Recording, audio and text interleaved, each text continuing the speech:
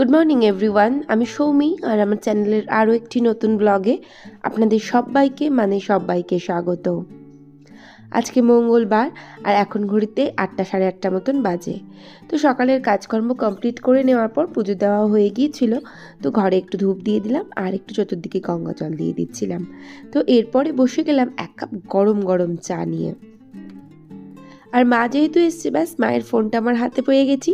আর এই যে সকালবেলা উঠে আমি না বিস্কুটের কৌটো, চিনির কৌটো, সমস্ত কিছু কন্টেনারগুলো সব ধুয়ে রেখেছিলাম। গতকাল রাত্রে ধুয়ে রাখবো, একদম ভুলে গেছি।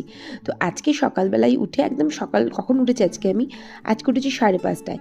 উঠেই আগে আমি ফার্স্ট এই কাজটা করেছি, কারণ আজকে না আমি একদম ঠিক করে নিয়েছিলাম যে বিশেষ করে চা আর চিনির কন্টেনারগুলো অবশ্যই ধোবো, আর সেগুলোতে ঠিকঠাক করে নতুন জিনিসগুলো রিস্টক করে দেবো আরও একবার। আর এই গতকাল বললাম না, গাছটা তুলে নিয়ে এসে টবের মধ্যে ঢুকিয়ে ঠিকঠাক করে রাখবো। প্রথমে একটা টব এক্সচেঞ্জ করলাম, তাও ঠিক হলো না, তারপর আবার এই টবটা দিলাম। সেটাও যে খুব একটা সুন্দর হয়েছে ব্যাপারটা কিন্তু একদমই তা না। আর চা খেতে খেতে দেখলাম খুব সুন্দর রোদ এসে পড়েছে, তবে কয়েকদিন পরে এই রোদটা সুন্দর মোটেই লাগবে না। তো এরপরে সব চা, চিনি, তারপরে তমালের চা আর আমাদের চা তো আলাদা, সেই সমস্ত চা, চিনি, বিস্কুটগুলো ভাবলাম যেখানে যা রাখার ঠিক সেখানে ঠিকঠাক করে রেখে দিই।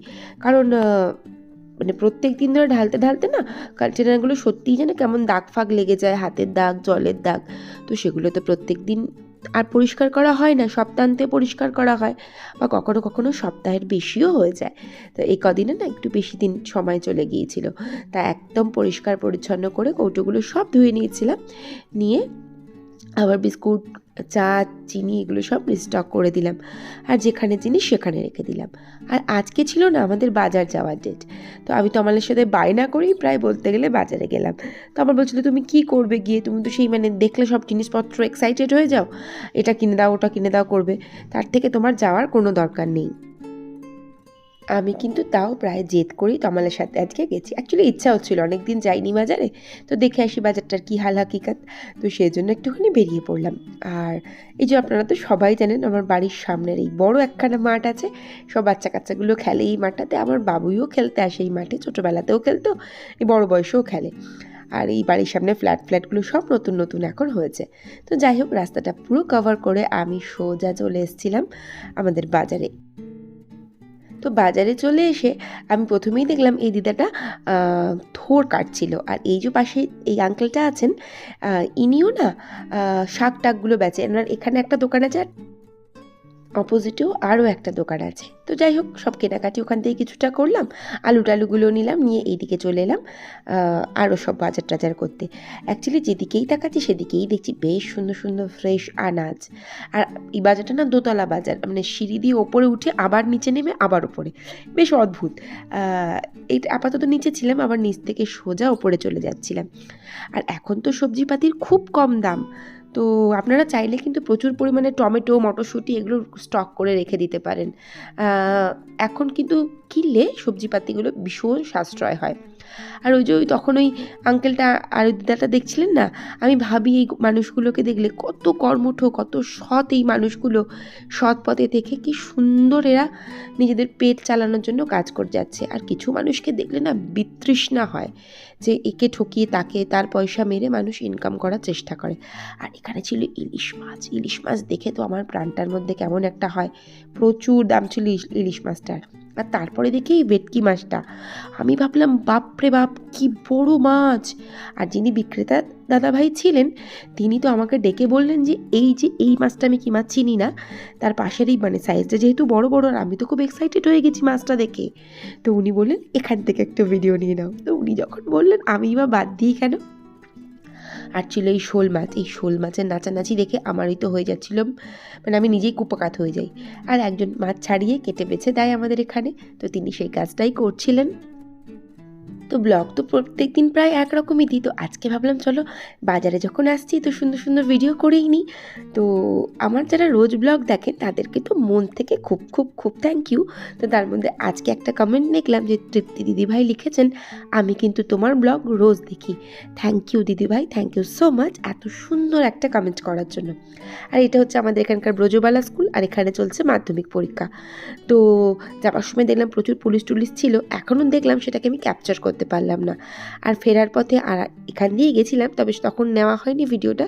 ফেরার পথে পড়েছিল সিদ্ধেশ্বরী মন্দির। তো বাড়ি চলে এলাম, আর এসে দেখলাম আমার বাবুই তখনও পর্যন্ত ব্রাশ ফ্রাশ করেনি। বেশ বেলা গেছে কিন্তু। তো বাজারটা রেখে দিয়ে টমালো আবার হন্তদন্ত হয়ে বেরিয়ে যাবে। আর এদিকে বাবুই বলল, মামা খুব খিদে পেয়েছে। একই বেলা করে উঠেছে, যদিও বা খুব একটা দোষ নেই, একটু হয়তো রাত অবধি পড়ছিল। তো সেই জন্য আমি চলে এলাম সোজা রান্নাঘরে, একটু ওকে ব্রেকফাস্ট করে দেবো। আর ওকে কেন, আমিও কিছু খাইনি, জোর খিদে পেয়েছিল আমারও। তো একেবারে দুজনের জন্য ব্রেকফাস্ট করে নিচ্ছিলাম। আর মা বললো, না আমি তো ডিম খাবো না, তাই মাকে দিয়েছিলাম বাটার পাউরুটি। পরপর প্রত্যেকটা কাজকর্ম নিট অ্যান্ড ক্লিন না হলে সত্যিই কিন্তু ভালো লাগে না। তো একটা কমেন্ট আরও দেখলাম আমি, ভার্গার ব্লগ থেকে দিদিভাই কমেন্ট করেছেন, তোমার সৌমি তোমার কাজ খুব neat and clean. Thank you so much দিদিভাই, তোমার কাজ দেখে আমি ইন্সপায়ার হই। কিন্তু এখানে আমি একটা কথা বলতে চাই দিদিভাই, আপনাদের এত সুন্দর কমেন্টে আমি ভীষণ ইন্সপায়ার হই পরের দিনের ব্লগ রেডি করার জন্য।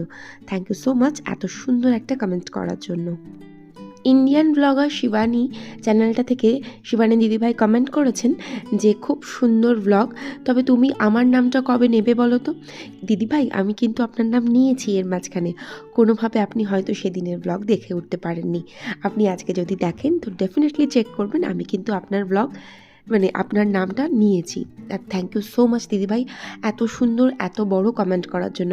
আমি কিন্তু আপনাকে বলছি, এত বড় কমেন্টস না করলেও আমি বিশ্বাস করি আপনি আমার ব্লগ পুরোটা দেখেন, এতে এত বড় কমেন্ট করার কোনো দরকার নেই।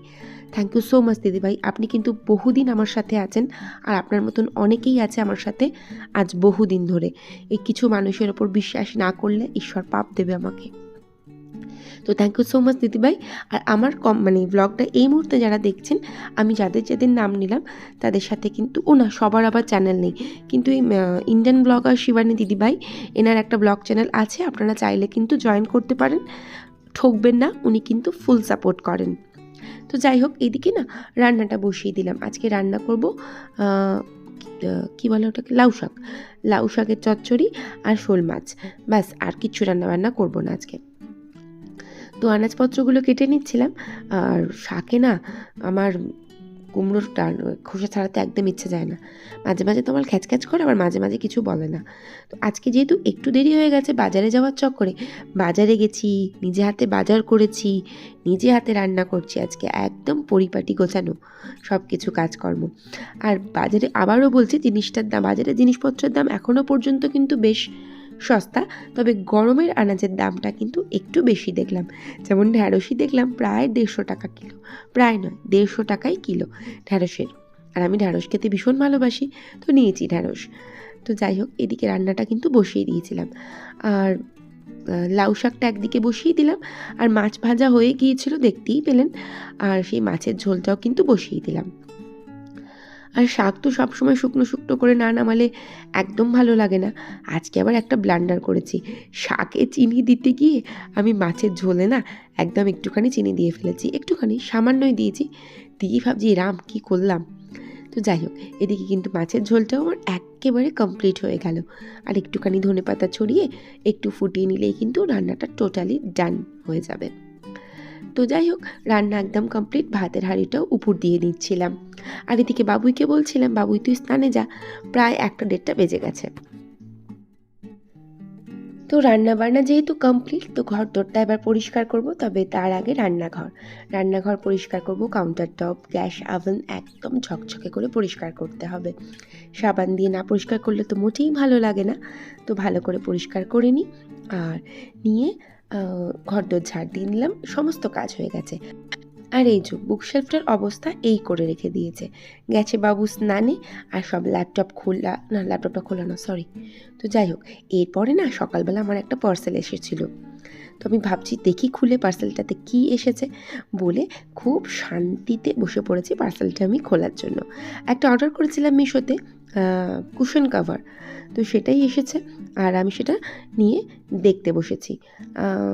সাদা রঙের কাভারটা ছিল, খুবই ইচ্ছা ছিল আপনাদের সাথে শেয়ার করার, কিন্তু ঠিক আমি যেই মুহূর্তে খুলে দেখতে যাব ঠিক সেই মুহূর্তেই আমার পড়েছে ডাক। পিঙ্কি যেই না ডেকেছে আমাকে তমাল, আমার তো হয়ে গেছে আত্মারাম খাঁচা ছাড়া। আমি সঙ্গে সঙ্গে সব তুলে দিয়েছি। তো যাই হোক, এদিকে বাবুয়েরও পেয়েছিল জোর খিদে, আমাকে বললো মামা আপনি একটু আমাকে আজকে খাইয়ে দিতেই হবে, না হলে কিন্তু আপনার সাথে ঝগড়া মারপিট হয়ে যাবে। তো আমিও বসে গেলাম বাবুইকে খাওয়াতে। আর ব্লগটা তাহলে আজকে এখানেই শেষ করি। ভালো লাগলে প্লিজ পাশে থেকে যাবেন। ভিডিওটা দেখার জন্য থ্যাংক ইউ সো মাচ। দেখা হচ্ছে নেক্সট ব্লগে। Till then, tata.